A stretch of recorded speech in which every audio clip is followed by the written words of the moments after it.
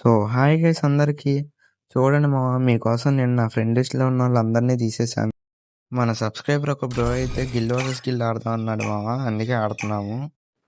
వాళ్ళ టీమ్ వచ్చేసి చాలా బాగా ఆడుతుంది మామ. సపోర్టింగ్ కానీ మొత్తం అందరూ చాలా బాగా ఆడుతున్నారు. ఈ బ్రో వచ్చేసి చాలా రోజుల నుంచి అడుగుతున్నాడు 4 వర్సెస్ 4 ఆడదామని.